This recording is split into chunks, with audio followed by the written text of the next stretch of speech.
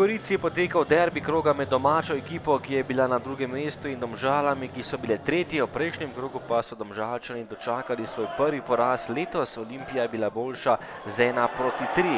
Prva akcija tekme in prvi gol v 6. minuti, natančen strel Arčona po dolgi podaji Gapiča in prednost Gorice 1:0 za domače. To je bil še 4. gol Sandija Arčona v letošnjem prvenstvu po res izjemni žogi pred vrata.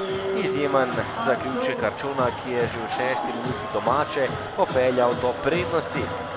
9. minuta in napad za sinje modre po podaji Celcerja, tokrat strel Burgiča. Lahko delo za Goluboviča, ki tokrat preveč težav ni imel.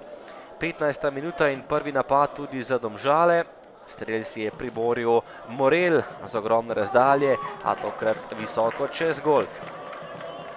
Nov napad za Primorce, še enkrat nevaren protinapad in priložnost za Dejana Žigona, ki je preigraval in takole streljal precej z leve.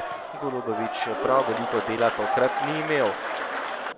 Domžalčani nevarni v prvem delu, še posebej daleč, bili so več pri žogi, ampak pravih zaključkov ni bilo. Takole še en poizkus in tokrat je streljal Bratanovič.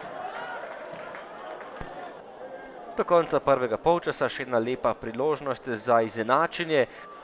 Tudi tokrat je streljal Morel, tudi v tem primeru je bil nekoliko premalo natančen. Drugi polčas in napadi Domžal najprej za izenačenje. Tokrat je podal Žuninjo, ki je vstopil v tem drugem delu. Bratanovič pa žoge ni najbolje zadev in lahko delo za Grego Sorčana. Še napad rumenih, tokrat je prišel do strela Žuninjo oddaleč dobro, ampak izjemna obramba Grege Sorčana, ki je žogo uspel odbiti v kot. 59. minuta in še enkrat nevaren Brazilec Žuninjo, tudi tole je bil odličen strel in še lepša parada Grege Sorčana. Domžalčani so imeli žogo v svojih nogah, bili podjetnejši in tudi izenačili preigravanje Bratanoviča, ki je lepo zatresel mrežo Gorice za izenačenje na 1:1. Po dobri uri igre v Goriškem športnem parku izenačenje. Tokrat je zadel Elvis Bratanovič in dosegel svoj prvi gol v letošnji sezoni, prvi gol v novem rumenem dresu. Potem pa napaka v domžalski obrambi. Jure Balkovec je žogo želel vrniti vratarju, a tokrat nekoliko nespretno. Sandi Arčon pa je spremljal akcijo in zadev za 2:1. Gorica je spet vodila in Sandi Arčon je zabil še drugi gol na tekmi. Tokrat je zabil še svojega 5. letošnjega in se s tem tudi utrdil na lestvici strelcev prve lige Telekom Slovenije.